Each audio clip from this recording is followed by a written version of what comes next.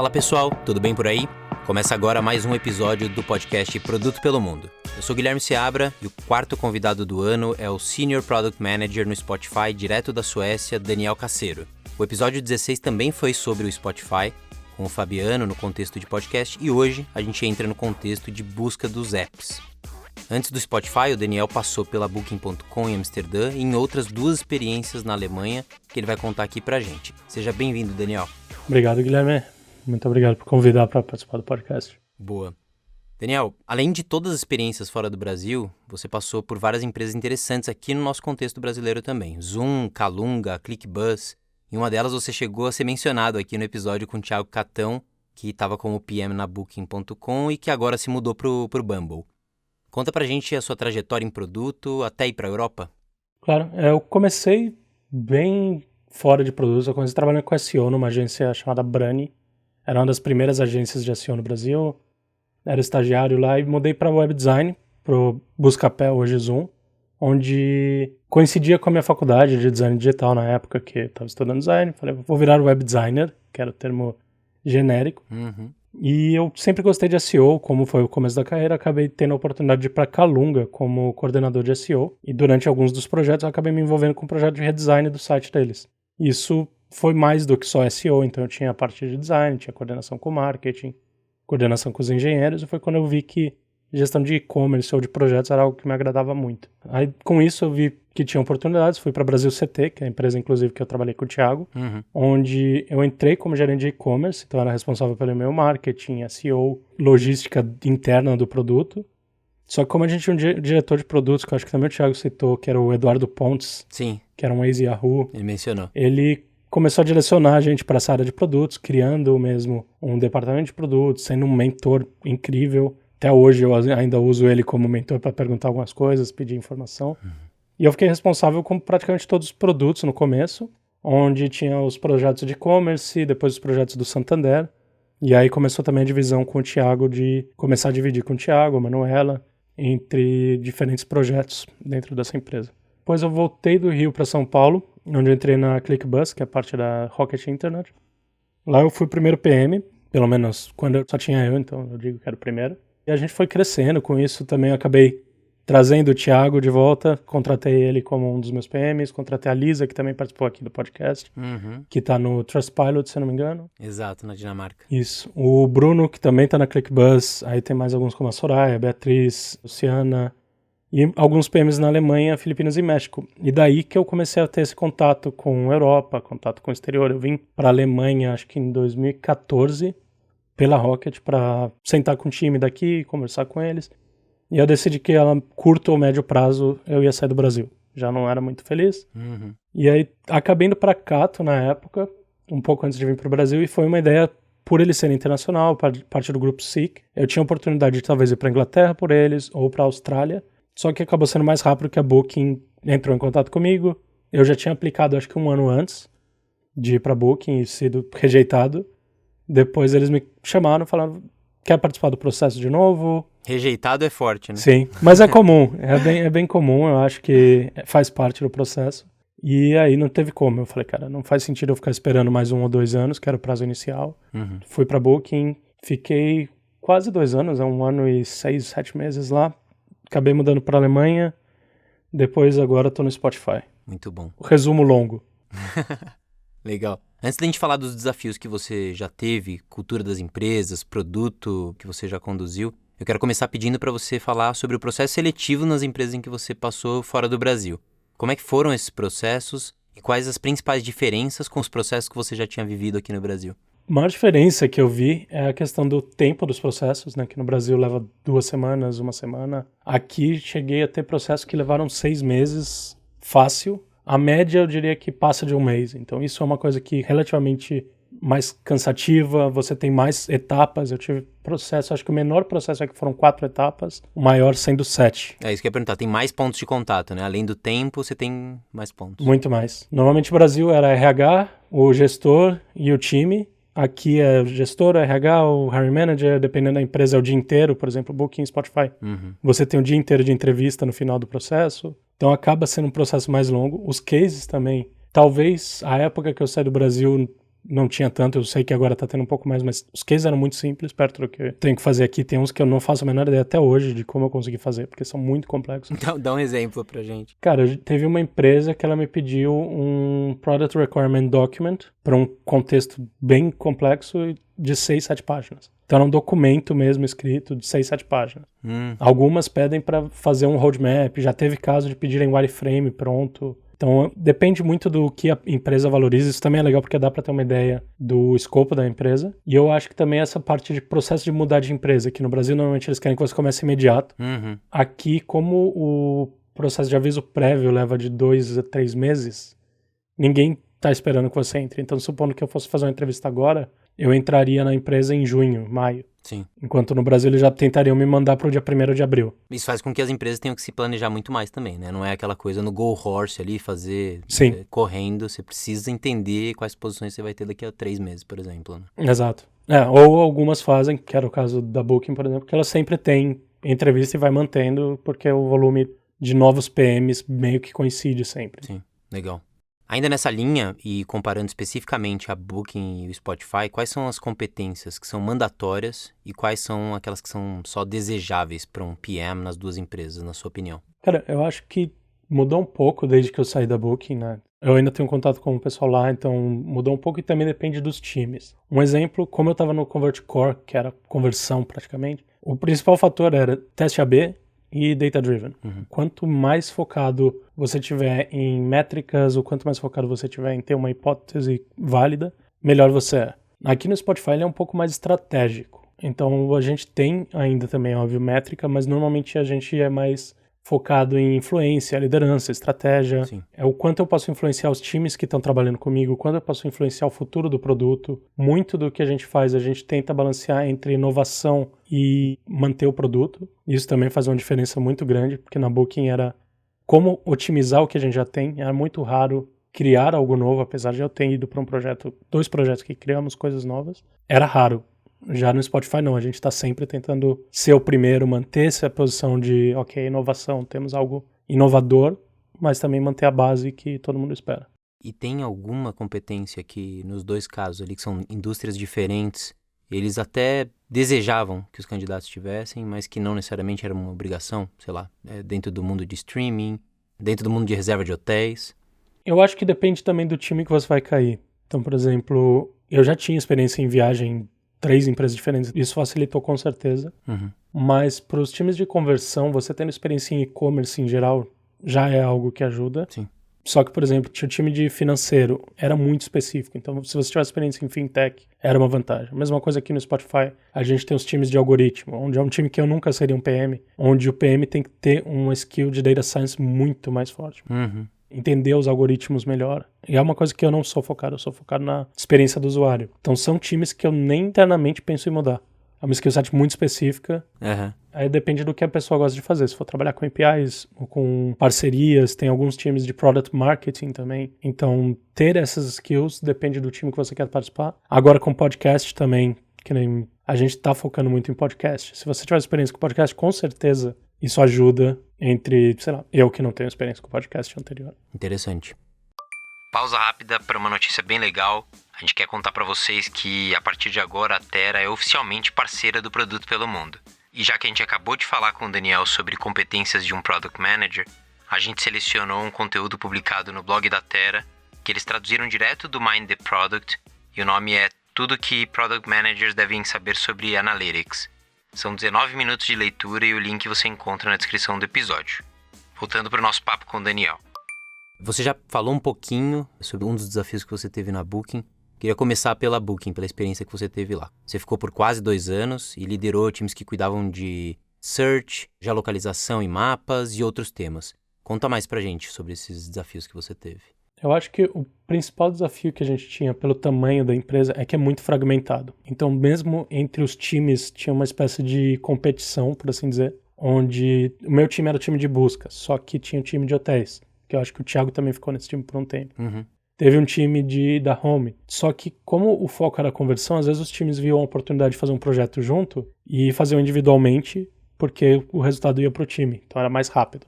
Então eu tava experimentando a busca, algum do time de hotel fazia o mesmo tipo de experimento no hotel, e isso, pra mim, gera um pouco de conflito, porque você tem algumas coisas que você vai ver no produto que não são tão bem pensadas, porque é pensado muito no individual, cada departamento pensa no seu, move muito rápido. A outra parte que algumas pessoas reclamam, que era chegar no local máximo, né? Fazer experimento até um limite e você fica batendo na mesma tecla porque você já chegou no máximo que você consegue com o experimento. Então isso também tinha que saber o momento de parar de testar, que é o que muita gente fala que é o teste AB de ficar mudando cor de botão. É uma coisa que tem que tomar cuidado. Tem time que fazia só isso, tem time que não. Escala, porque por ser uma empresa muito grande, muito tráfego, quando você queria focar em um projeto pequeno, isso torna um pouco difícil. Isso foi um exemplo que eu tive no DIO, no time de geolocalizações, onde a gente queria focar em praias e hotéis de esqui, resorts, e eu tive uma pressão da gestão falando, cara, isso não é uma boa ideia, você vai pegar só 10% do mercado, isso não vai escalar. Por sorte, eu já tinha uma reputação que me salvou e segurou a onda de poder brigar e falar, eu vou fazer, o meu time vai fazer isso. O time tinha essa reputação, não eu, né, obviamente. E felizmente esse projeto gerou times novos, o pessoal que tá lá foi promovido. Legal. Então foi uma coisa que felizmente eu me orgulho de ter tido um time incrível que a gente decidiu arriscar o nosso performance para chegar lá. Mas é difícil, porque normalmente eles falam, cara, foca no mapa. O mapa tem acesso de todos os usuários, 30%, 40% dos usuários clicam no mapa. Por que vocês vão olhar para 10% só em praias? Então isso é um mindset que está sendo muito difícil de mudar ainda. De olhar as oportunidades, olhar os nichos. Mas antes que pensem que eu só estou falando mal, tinham coisas muito boas. O projeto de atrações que eu fiz foi um projeto que eles deram total liberdade do zero para fazer do jeito que você quisesse fazer. Na busca, a gente também tinha liberdade de experimentar da forma que quisesse, apesar de ter esse pushback, às vezes, da gestão de acordo com o volume de dados. Como é que era essa dinâmica? Porque a gente discute muito empresas que dão autonomia gigantesca para os times e para os PMs. Você comentou da gestão ali próxima, influenciando aqui e ali. Como isso se dava no dia a dia? Eram rituais que vocês tinham e discutiam e apresentavam? Como é que funcionava essa dinâmica? Eu acho que no meu caso era porque eu era muito próximo dos meus gestores. Felizmente, eu sempre tive o contato de ter one-on-one, etc. E tive sempre essa abertura de falar com eles. Inclusive, por estar tão próximo a isso, quando eu saí da Booking, quando eu estava saindo da Booking, eu tive um cargo próprio criado para mim, para trabalhar com gestão de onboarding de produtos, feedback, entrevistas. Porque eu era muito envolvido com essa parte da cultura de comunicação. Legal.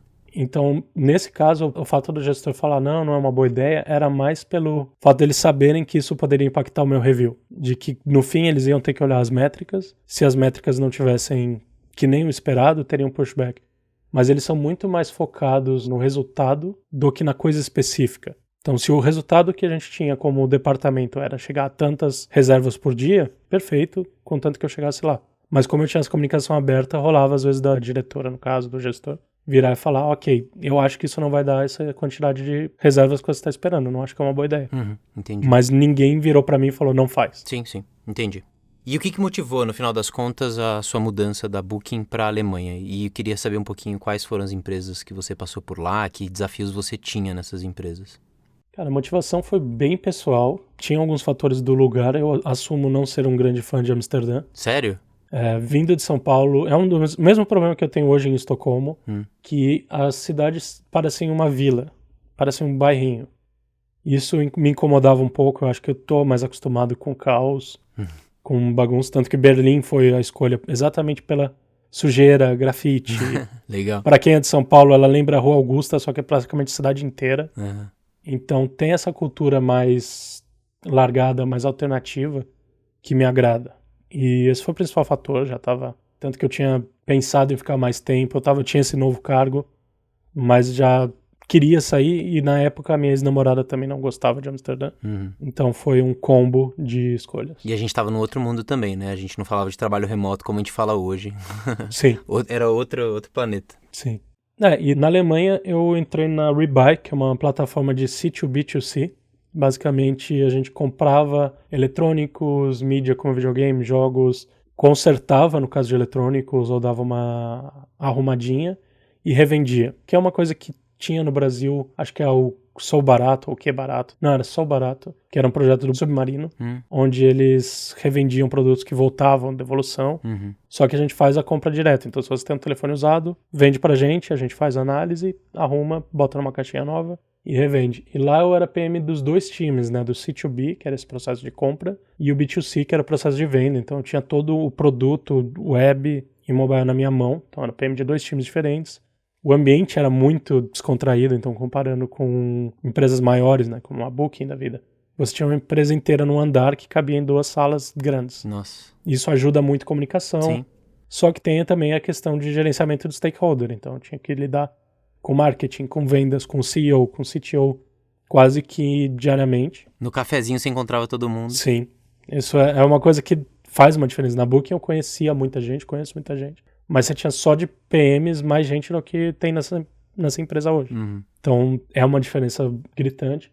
E eu saí que na época que eles estavam tendo alguns problemas financeiros com o investidor, etc. Eles acabaram demitindo metade da empresa quase. E o meu time, que eram 2 times de mais ou menos 6 a 7 pessoas, virou um time só, com 3 pessoas. Nossa. E 3 PMs. 3 pessoas e 3 PMs. Isso.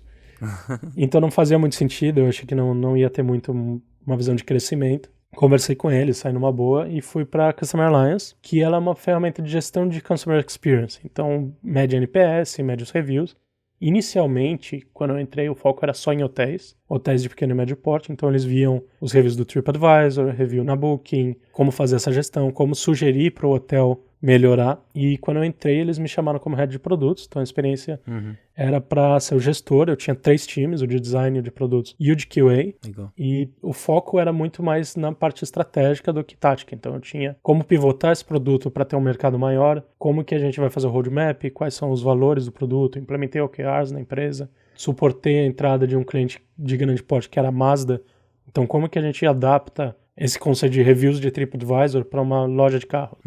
Então tinha todo esse desafio e saí por motivos de Spotify. Não tem outro motivo que justifique. Basicamente tive uma oferta no Spotify, não tinha como não mudar.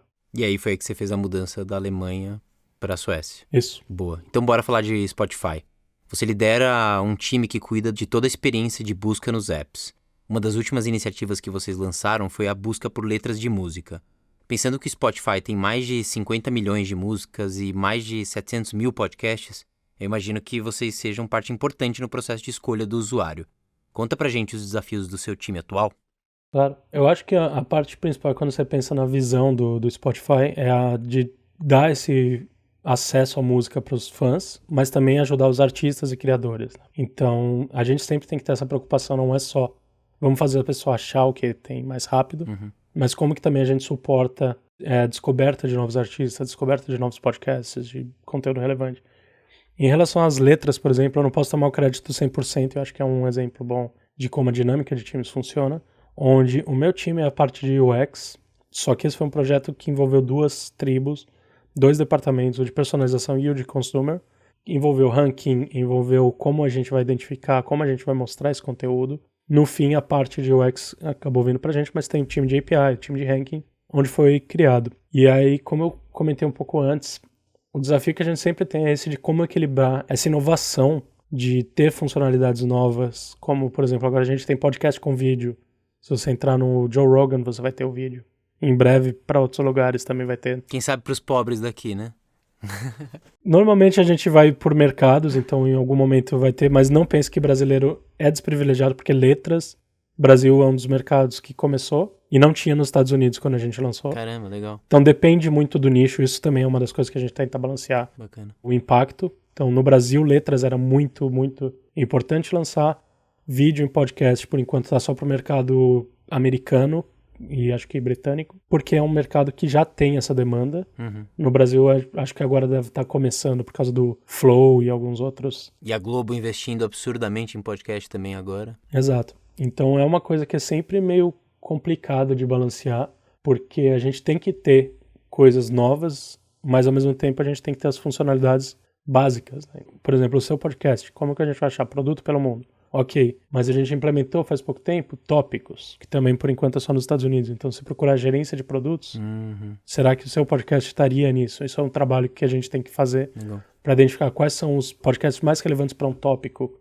Culinária, porque não necessariamente eu sei o nome dos podcasts de culinária. Então, como que eu vou mostrar isso para os usuários? Acho que são esses os desafios maiores, assim, principalmente essa questão do equilíbrio entre inovação e ter uma fundação forte o suficiente para continuar evoluindo. Boa. Vamos falar um pouquinho sobre o processo de escolha. Quais e quantos times, além do seu, estão ligados fortemente a esse processo, a essa etapa de escolha, e como é que acontece a troca entre esses times?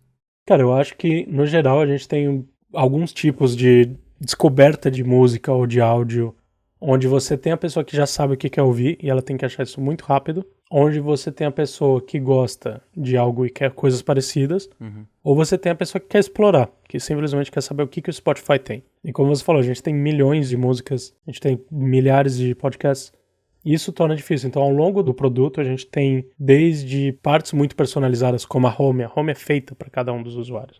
Então, a pessoa entra na home, ela vai achar algo feito para ela. Ou você vai entrar na parte de busca, que é o que nós somos responsáveis, onde tem um misto entre eu quero ter o conteúdo específico, então eu quero achar uma banda X, ou eu quero uma música dessa banda, mas eu não sei. Então, como a gente identifica a intenção do usuário? Esse é um desafio bem grande também pra gente.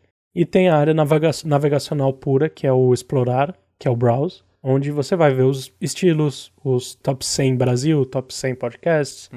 Então a gente tem esses três, e nisso sempre envolve muitos departamentos, na verdade, né? No caso da busca, é o de consumer e o de personalização. Então, como personalizar, como ter o ranking, como ter relevância, métricas, pra gente medir que realmente essa intenção do usuário está sendo completada, está sendo um sucesso.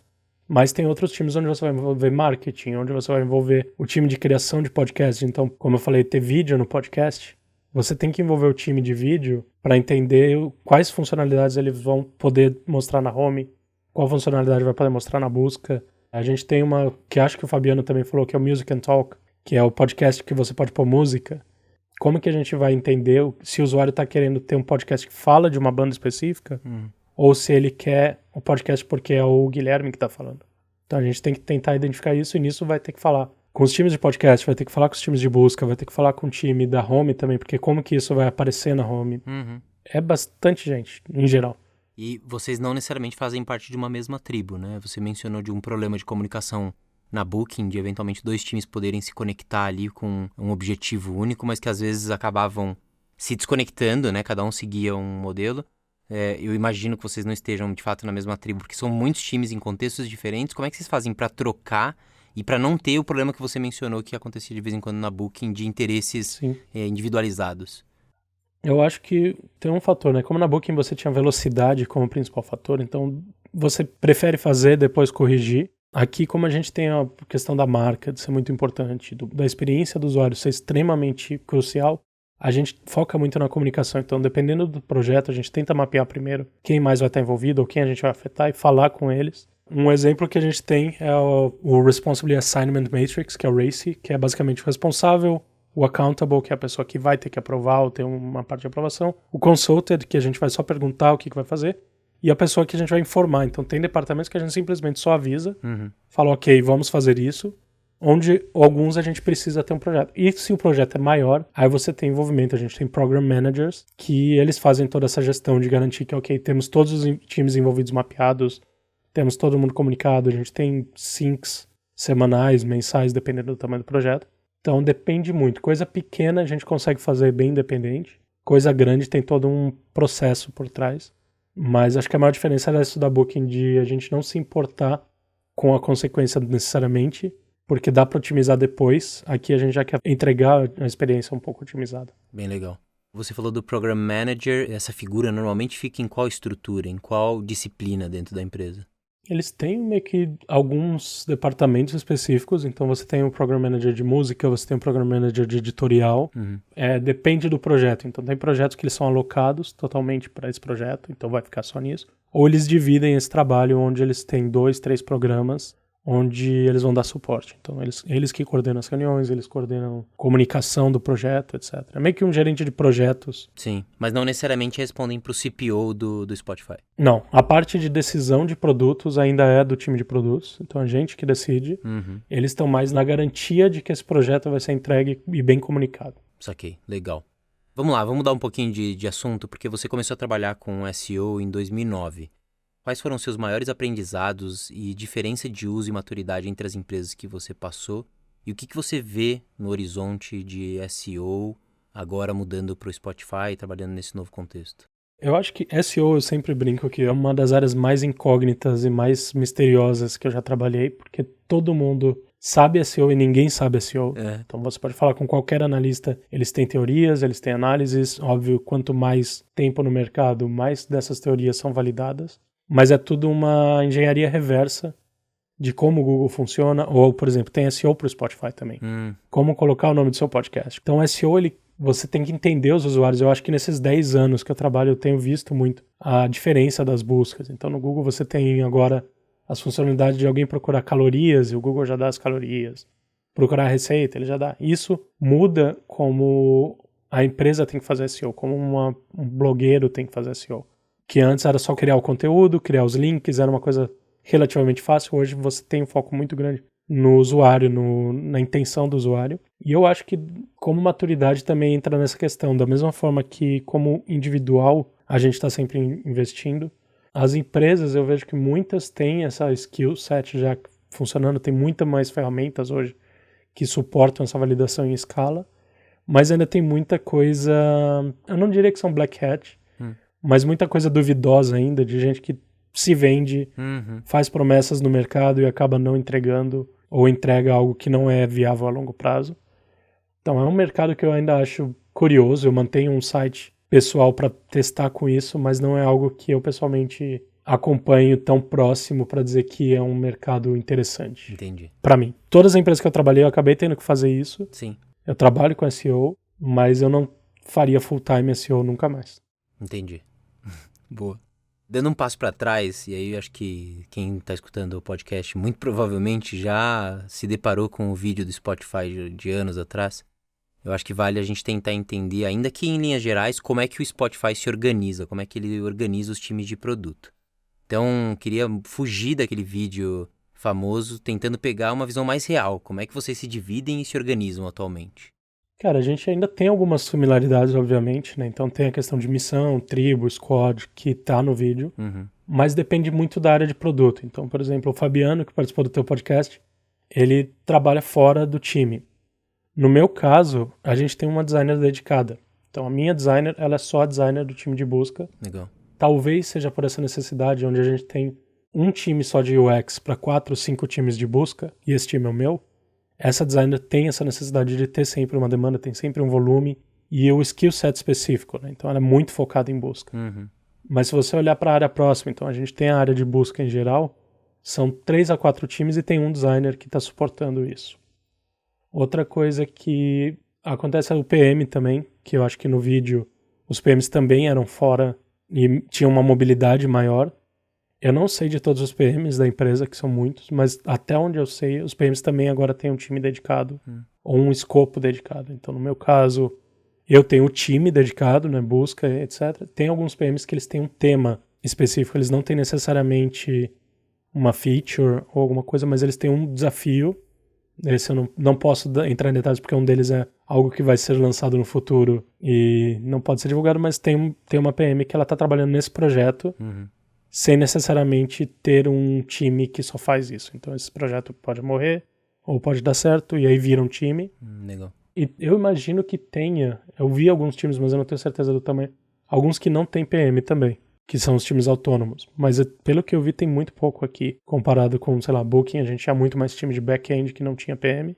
E o outro fator também é a parte de insights, que aí Insights e Research, eles são fora do time, eles suportam a Product Área inteira. Então, a pessoa que me ajuda com Insights ou com User Research também ajuda o time de Home, também ajuda o time de Playlists, por exemplo. São praticamente móveis, eles se inserem em vários contextos. Sim, isso é muito bom e é muito ruim, eu acho, porque é muito bom porque tem sempre uma demanda e eles têm uma visibilidade muito maior do que está acontecendo, então a gente consegue aproveitar isso. Então, eu sei coisas que estão sendo testadas na Home que podem beneficiar a busca. Legal. Porém, a gente tem a questão do conflito, às vezes, de timing, de urgência, que depende do projeto. No caso agora, felizmente, uma das researchers está dedicada para um projeto que eu estou fazendo.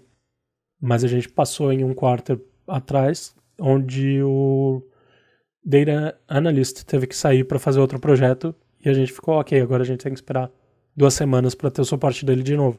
Então isso pode ser negativo, mas no geral a gente tem tido soluções muito positivas que tem um acordo que todo mundo se beneficia por enquanto. Bacana. A gente falou um pouquinho de estrutura e eu queria ir pro detalhe da estrutura do capítulo de produto. Vocês têm muitos PMs na estrutura de vocês e eu queria entender como é que se dão as trocas entre vocês. Vocês têm ritos entre vocês, entre os Product Managers? Vocês têm frameworks, comunicação comum? Vocês se encontram para trocar ou isso fica condicionado à tribo em que cada PM está inserido? Eu queria entender um pouquinho mais. Cara, a gente em geral tem algumas coisas em comum. Então, quando você pega as missões, né? Eu sou de Consumer. Aí tem o CoreX, que é o Core Experience, que é onde tem 6, 7 times. Que todos esses times, normalmente a gente tem uma reunião mensal, onde a gente alinha os produtos. No CoreX a gente tem uma reunião quinzenal, onde a gente se alinha também. Tem alguns tópicos específicos que a gente traz, uma espécie de retrospectiva pode acontecer. Não tem uma estrutura fixa, a gente vai reagendando de acordo com a necessidade. Porém, quando eu pego, por exemplo, na área de busca, como são 5 times, os 5 produtos, a gente tem um sync. O que a gente mais tem de reunião é sync entre os times de produtos, onde os PMs conversam, falam os projetos que estão fazendo, algumas dúvidas. A gente tem show and tells, onde a gente vai mostrar o que está sendo feito pelo produto. Todo quarter tem um all hands, onde a gente mostra o do departamento inteiro. Mas como produtos como um todo, eu posso dizer que não necessariamente eu sei o que os times de plataforma estão fazendo ou o que os times de marketing estão fazendo. É muito mais focado nesse core experience ou consumer do que no geral. Então não tem uma estrutura só para isso. E a gente tem algumas frameworks internas, que essas eu não necessariamente posso entrar em detalhe, mas a gente tem alguns exemplos de documentos onde a gente segue uma espécie de padrão que facilita esse tipo de comunicação. Então, quando eu vou criar um pedido para um teste AB, eu tenho uma espécie de template, ou para um projeto novo, um template que isso gera uma comunicação mais transparente com os outros PMs. Legal. Onde eles podem dar comentários, pedir opinião, desafiar a proposta do que a gente está fazendo. E praticamente tudo que eu já criei aqui dentro é público para o Spotify. Então, qualquer PM que quiser dar o input deles, eles podem à vontade sem ter nenhum problema. A gente tem essa política de transparência. Toda a documentação que a gente criou sempre foi muito aberta. Boa. E quando a gente pega o contexto de tribo, normalmente vocês têm a liderança de uma pessoa de produto combinada com uma pessoa de tecnologia e alguém de design. Segue essa mais ou menos tríade ou não é assim para a maioria? Isso. É bem essa tríade mesmo. A gente tem, no caso, uma diretora de produtos, um Product Design Director e um diretor de engenharia, um diretor de... que seria quase um CTO para algumas empresas. Mas como a gente tem um tamanho muito grande, tem eles. E normalmente, por exemplo, no time de busca, a gente tem algumas reuniões mensais, um fórum, onde a gente alinha com eles a estratégia a longo prazo do que a gente quer fazer. Porque tem esses diretores, são 2 diretores no nosso caso, porque são 2 departamentos, onde a gente alinha tudo que é o futuro da busca para 2021, 2025, e faz essa reunião mensal para facilitar a comunicação com eles também. Legal, boa. E se você puder dar uma dica agora para quem tem vontade de trabalhar no Spotify, qual seria a sua principal dica? Na verdade eu não vou dar uma, eu vou dar 3. Boa, melhor ainda.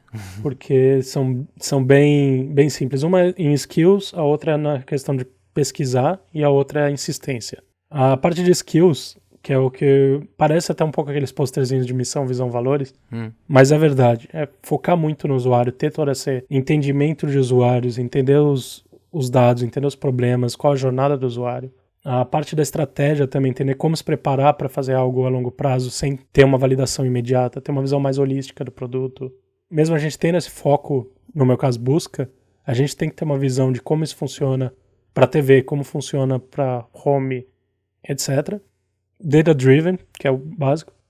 A segunda parte que é de pesquisa que eu falei é ler os blogs, os insights. A gente já tem muita coisa pública, então isso ajuda demais a conhecer a empresa, como a gente funciona.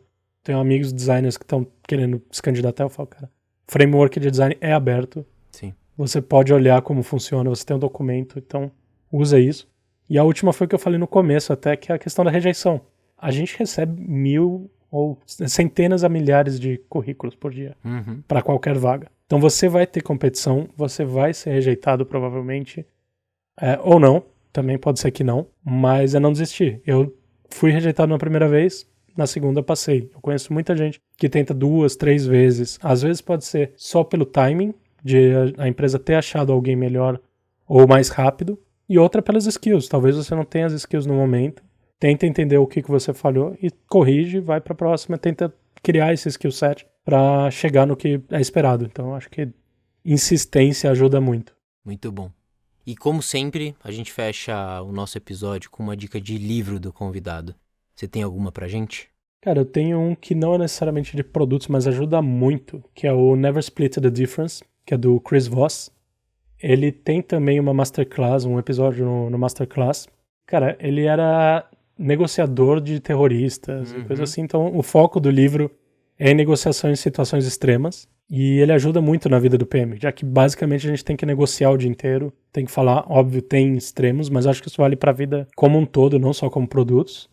E foi um dos livros recentes que tem me ajudado muito em focar nessa questão de priorização, de comunicação, de como me dedicar em situações de urgência ou algo que eu não sei resolver, como é que eu vou resolver isso. Legal. Isso ajuda muito. Muito bom, eu vi o masterclass dele, é sensacional, mesmo eu não conhecia o livro. Muito bom. E uma outra dica que eu acho que vale a gente deixar para os nossos ouvintes, você é dono de um podcast. Conta pra gente. Isso. Eu tenho também um podcast que está no Spotify, que chama Metal Junk Box, onde eu e mais 3 pessoas, que é a Camila, o André e o Michel, a gente discute normalmente temas entre metal, rock, algumas coisas de entretenimento, sempre conectado à música, e tenta trazer algumas indicações de bandas desconhecidas para quem não está acostumado. Normalmente a gente tem uns temas. Legal. Que esse ano a gente ainda está terminando os temas de países. Ano que vem a gente vai criar uma segunda temporada, então o foco é bem focado em música. Quem gosta de metal, espero que goste. Boa. Então a gente vai deixar o link do seu podcast aqui também na descrição do nosso episódio. Depois de terminar de ouvir esse episódio, escutem ali o podcast também do Daniel. Daniel, cara, foi um prazer. Obrigado por ter batido esse papo. Eu já estava curioso para falar com você desde quando o Thiago Catão tinha falado da experiência que teve contigo. Que bom que deu certo. Obrigado. Eu que agradeço o convite e continuarei ouvindo e recomendo para todo mundo que eu conheço o podcast. Muito bom, obrigado. A gente encerra por aqui esse episódio do Produto pelo Mundo. O podcast é uma produção da Mnemônica, com edição de Pedro Moleiro. Eu sou Guilherme Seabra e a gente se encontra no próximo episódio. Até mais.